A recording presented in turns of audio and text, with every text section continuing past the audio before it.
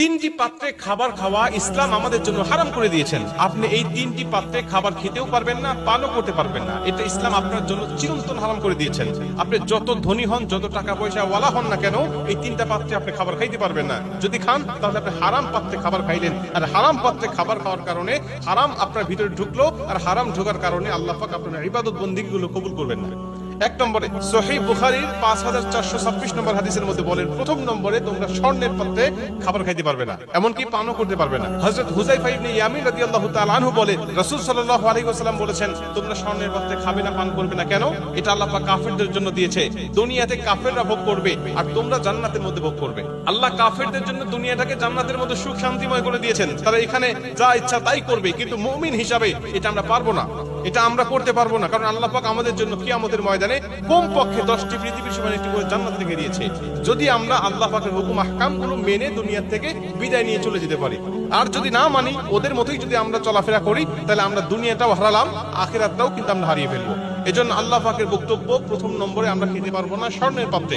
দুই নম্বরে, এটাও সহিহ বুখারীর 5634 নম্বর হাদিসের মধ্যে নবীজি বলেন, তোমরা রূপার পাত্রে পান করতে পারবে না, খেতে পারবে না।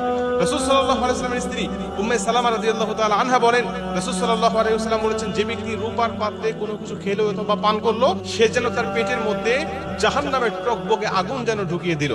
জাহান্নামের আগুন খাওয়ার সাথে আল্লাহ রাসূল তুলনা করেছেন যে ব্যক্তি রূপার পাত্রে খাবার খায়।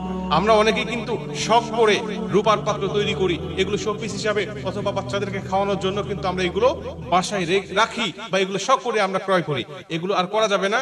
এগুলো আমরা কখনোই নিজেরাও খাবো না, সন্তানদেরকেও, ছোট বাচ্চাদেরকেও আমরা শখ করে খাওয়াবো না।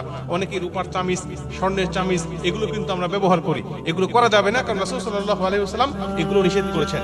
তিন নম্বরে নবীজি বলেন, এটা যদিও হালাল পাত্র হয়, যেটা তোমরা খাচ্ছ স্বাভাবিকভাবে, এটা হতে পারে করির, হতে পারে মেলামাইনের, হতে পারে গ্লাসের, তুমি যে পাত্র খাচ্ছ, এই পাত্রটা যদি কোনো হারাম প্রাণী যদি মুখ দেয়, যেমন কুকুর, এটা মুখ দেওয়ার পরে তোমরা কমপক্ষে 7 বার ধৌত করতে হবে, এটা পবিত্র করতে হবে, তারপরে তোমরা সেখানে খেতে পারবে, পান করতে পারবে। কারণ কুকুর মুখ দেওয়ার পরে বা হারাম প্রাণী সেখানে মুখ দেওয়ার পরে এটা আর হালাল পাত্র থাকে না, এটাও হারাম পাত্র হয়ে যায়। এজন্য এখান থেকে সম্পূর্ণভাবে পবিত্রতা অর্জন করার পরে, পবিত্র করার পরে আমরা সেই পাত্রে খেতে পারবো অথবা পান করতে পারবো। নচেত মুসলমান হিসাবে আমার ওই পাত্রে খাবার খাওয়া এবং পান করা আমার জন্য আল্লাহ পাক হারাম করে দিয়েছেন। এই তিনটা পাত্রে যদি আমরা খাবার থেকে বিরত থাকতে পারি, এই তিনটা পাত্রকে যদি আমরা অ্যাভয়েড করে চলতে পারি, আর বাদ বাকি সব আল্লাহ পাক আমাদের জন্য হালাল করে দিয়েছেন। মনে রাখবেন, হালাল আল্লাহ পাক ব্যাপক করে দিয়েছেন, আর হারামটা আমাদের জন্য সীমিত করে দিয়েছেন। হারাম সীমিত, হালাল ব্যাপক। আল্লাহ পাক গুনে গুনে আমাদেরকে কিছু কিছু হারাম আল্লাহ পাক আমাদেরকে দিয়েছেন, আর বাদ বাকি সব আমাদের জন্য হালাল। যেমন আপনি এই কয়েকটি হারাম যদি আপনি অ্যাভয়েড করে চলতে পারেন দুনিয়ার জমিনে, তাইলে আপনি দুনিয়াতে সুখময় শান্তিময় জীবনের পাশাপাশি পরকালেও কিন্তু আপনি সুখময় শান্তিময় একটা জীবন পেয়ে যাবেন। কিন্তু আমরা আফসোস, এই সামান্য কয়েকটা হারাম গুনে গুনে আল্লাহ পাক হাতে গোনা কয়েকটা আমাদেরকে দিয়েছেন, এই কয়েকটা হারাম আমরা ছাড়তে পারি না। বাদ বাকি আল্লাহ পাক আমাদের উপর রাগান্বিত হয়ে যায়, আমরা দুনিয়াতেও কষ্টের মধ্যে পতিত হই, এবং আল্লাহ পাক কিয়ামতের ময়দানেও আমাদেরকে জাহান্নামের মধ্যে ঢুকায় দিবেন। এজন্য এই তিনটা পাত্রে আমরা খাবার খাবো না ইনশাআল্লাহ। যদি এতদিন কেউ খেয়ে থাকি, আজকে ওয়াদা করছি যে আল্লাহ আর জীবনে কোনোদিন এই তিনটা পাত্রে আমরা খাবার খাবো না। আল্লাহ তুমি আমাদেরকে ক্ষমা করো ইনশাআল্লাহ। আল্লাহ পাক অবশ্যই আমাদেরকে ক্ষমা